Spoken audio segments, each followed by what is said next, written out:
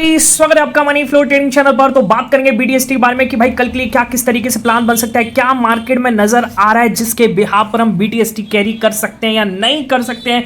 वो सारी चीज हम इस वीडियो में डिस्कस करने वाले हैं। ग्लोबल मार्केट में कल क्या हुआ, आज क्या हो सकता है, उसको भी हम डिस्कस करेंगे।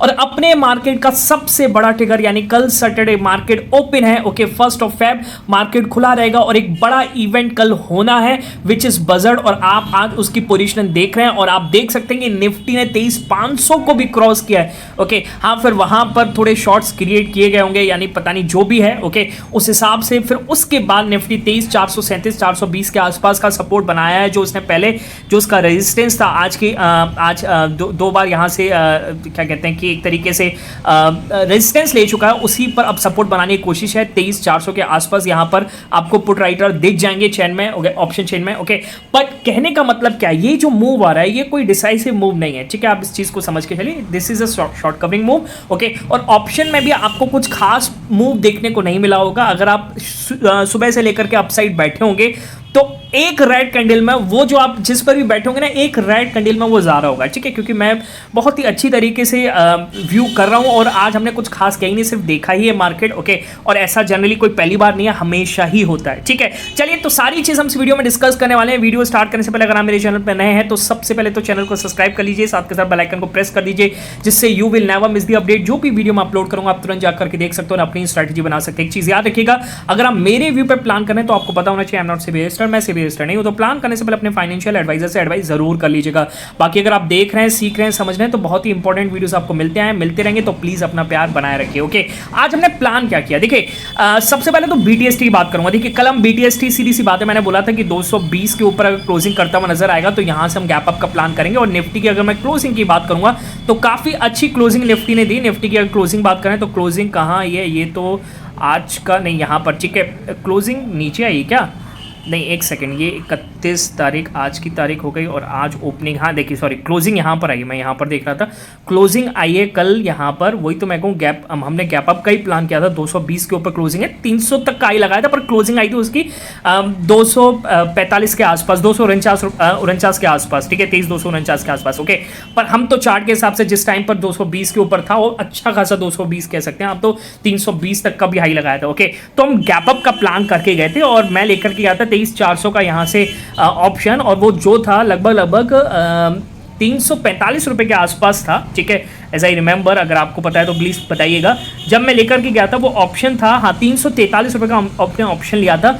मार्केट क्लोज होते होते वो 360 रुपए के आसपास था, 18 पॉइंट मिल रहे थे। ओके, पर आज जब ओपन हुआ तो फिर वो 345 के आसपास ही ओपन हुआ और धीरे धीरे चलते हुए वो 360 तक गया, यानी 360 362 तक गया। ओके, हमने 361 के आसपास अपनी फुल क्वांटिटी को बेचकर निकले हैं, लगभग 17 पॉइंट का गेन मिला है। ओके, अब ये मैंने क्यों लिया, देखिए, मुझे पता था कुछ खास बड़ा गैप अप नहीं होने वाला, मैं सिर्फ यहाँ पर फायदा उठाना चाह रहा था कि यहाँ पर इम्प्लाइड वॉलेटाइल जो होता है ऑप्शन, ओके, उस विक्स का मुझे यहां पर फायदा देखने को मिल सकता है और वही 10-12 पॉइंट का देखने को मिला, ठीक है। चलिए, कुछ खास बड़ा मूव नहीं है और कल किस तरीके की ओपनिंग होंगी वो तो हम अभी डिस्कस करेंगे। उससे पहले आज हमने लर्निंग चैनल पर क्या डिस्कशन किया, तो राइट हैंड साइड पे एक पिक दिख रहा होगा, एक ही ट्रेड हमने किया, कुछ खास नहीं किया, क्योंकि कुछ लोग नए आते हैं, क्या किस तरीके से सर आप समझाते हो, तो मैंने पूरा एग्जैक्टली समझाया कि बड़ा मूव नहीं मिलेगा। अगर आप बड़े मूव के लिए बैठे हैं तो बिल्कुल मत बैठिएगा। 10, 12, 15, 20 पॉइंट मिल रहे हैं, चुपचाप लेकर के निकल जाए, और वही हुआ। आपको पिक दिख रहा होगा 23,325 के ऊपर अपसाइड मूव पॉसिबल है। 23,325 अगर मैं मार्क करूं, ऑप्शंस धीरे धीरे बढ़ रहे थे जबकि मार्केट वहीं था, और 325 के ऊपर जब इसने निकाला तो एक बढ़िया मूव देकर के गया, 380 तक का मूव दिया इसने, ओके, वन वे में, और बस हम ट्रेल करते करते निकले, लगभग 17-18 पॉइंट मिले हैं, ठीक है। जबकि ऐसे मूव में कम से कम 30 से 35 मूव पॉइंट मिल जाते हैं, पर नहीं मिले। क्यों? क्योंकि आज ऑप्शंस का बिहेवियर अलग है, क्योंकि पहले ही कॉस्टली है और विक्स इंडिया विक्स जो ओपन होने के बाद टूटा ही है, बड़ा तो नहीं, ठीक है। तो कहने का मतलब है कि खास मूव ऑप्शन में नहीं मिला और यही ट्रेड हुआ। बाकी हम स्टॉक्स देखते रहे, रिजल्ट आते रहे, उसमें हम प्लान करते रहे, एक अच्छा मूव हमें स्टॉक्स में देखने को मिला है, ठीक है। आपको राइट हैंड साइड पे पिक भी दिख रहा होगा, मैंने उसके बाद कोई ये आपको मैंने अगर मैं बताऊं, ये पिक मैंने लिया था लगभग मैं आपको बताऊं 10 बजे के आसपास, और 10 बजे के आसपास मैंने कोई ट्रेड ही नहीं किया है, ठीक है। 6% के आसपास का आज हमने अपना प्रॉफिट जनरेट किया। ओके चलिए अब आते हैं क्या किस तरीके से, अब समझिएगा BTST आप कल के लिए लेंगे या नहीं लेंगे, ठीक है। अच्छा एक और चीज़, उसके लिए भी पॉज हो जाइए। ओके अच्छा एक चीज़ समझिएगा, अगर आप सीखना चाहते हैं कि किस तरीके से हम मार्केट को जज करते हैं और प्लान करते हैं और कैसे हमें मूव मिल जाते हैं, 10 में से 8 बार हम करेक्ट हो जाते हैं, 80% की एक्यूरेसी हमारी हो जाती है मोमेंटम लेवल पर। ओके तो उसके लिए आप मेरा टेलीग्राम चैनल ज्वाइन कर सकते हो। टेलीग्राम चैनल ज्वाइन करने का तरीका है कि डिस्क्रिप्शन में जाइए और डिस्क्रिप्शन से जाकर के ज्वाइन कीजिएगा, सर्च मत कीजिएगा क्योंकि बहुत सारे फेक चैनल्स अवेलेबल हैं। क्लियर।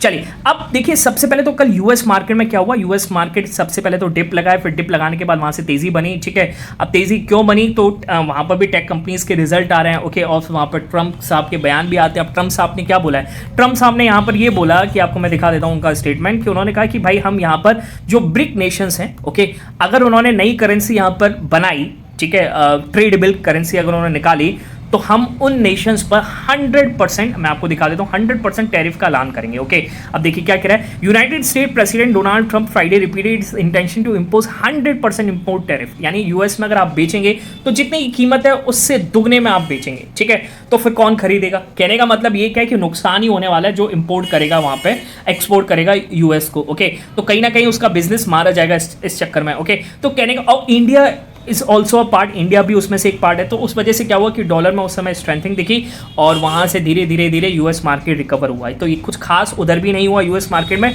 पर एक चीज़ क्या कि अपने मार्केट अब करना है बड़े इवेंट, यानी जो आज रात को यूएस मार्केट में होगा उसको आप भूल जाइए।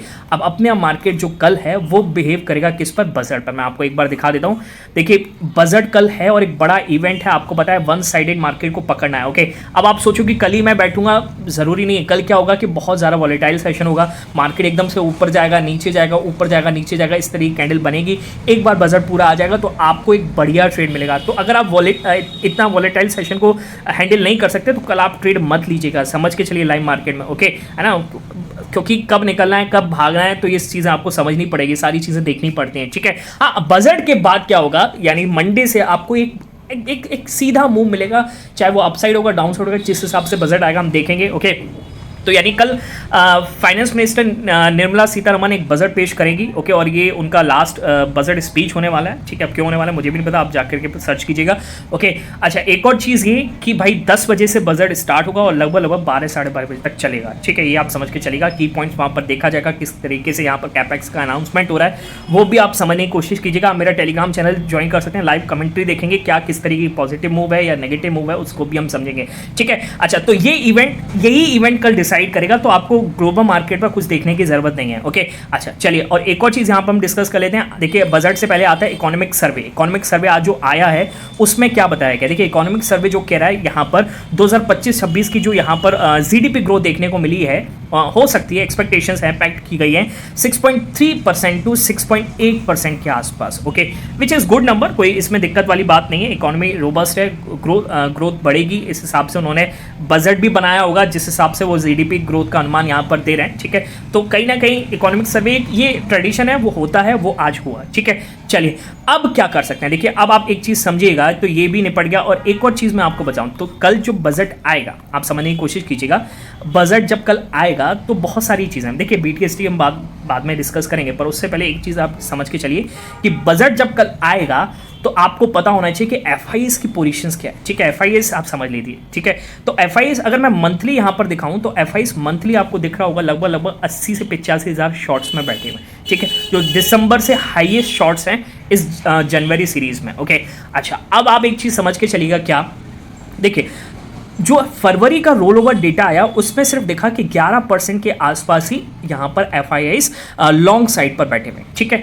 यानी कहने का मतलब ये हुआ कि लगभग 90 से 89 से 90% के आसपास यहाँ पर FIS कहाँ बैठे हैं, शॉर्ट साइड बैठे हुए हैं, यानी अभी तक वो जो सिस्टम में नेट शॉर्ट्स हैं। ओके है ना, तो FIS अपने शॉर्ट्स नहीं काट रहे हैं क्योंकि FIS को लग रहा है कि बजट से कुछ नहीं आने वाला है, कुछ खास नहीं आने वाला है, ठीक है, समझ के चलेगा। ओके बाई चांस अगर बजट से कुछ बजट से कुछ ऐसा आ गया कि भाई जो यहाँ पर समझ के चलिए कि जो पॉजिटिव चीज़ है और उसके बाद जो आपको शॉर्ट कवरिंग देखने को मिलेगी, तो आप निफ्टी में जो ये देख रहे हैं ना, अब समझ के चलिएगा, निफ्टी में जो आप 23,400 23,500 जो आज देख रहे हैं वो आपको दिखेगा 1000 पॉइंट का, आप समझ के चलिए इतना रन देखने को मिल सकता है वन डे में। ओके। आप हो नहीं सकता कि एकदम से चलता ही चला जाए, नहीं ऐसा भी नहीं, थोड़ा नीचे आएगा फिर ऊपर जाएगा, नीचे जाएगा ऊपर जाएगा, ऐसे करेगा, ठीक है। आप ये सोचें कि ऑप्शन बाइंग में पूरी तरीके से पैसा बन जाएगा, तो ऑप्शन बाइंग में भी नहीं बनेगा। मोमेंटम में चला तो बन जाएगा, रुका तो वहां से टूटेगा ही, ये भी आप समझ के चलेगा, ओके। निफ्टी अगर इतना सा रेड कैंडल बनाएगा तो ऑप्शन फिर इतना सा रेड कैंडल बनाएगा, तो ये चीज आपको पता होनी चाहिए कि क्या किस तरीके से आपको ट्रेड करना है, वो हम टेलीग्राम चैनल पर जरूर समझेंगे, ओके। चलिए अब BTST की बात करते हैं, ओके। तो फाइनल चीज ये कि कल के लिए आपको BTST कोई प्लान नहीं करनी, ठीक है। मैं क्लियर बोल रहा हूं, BTST आप कुछ भी ना लेकर के जाएं, ओके।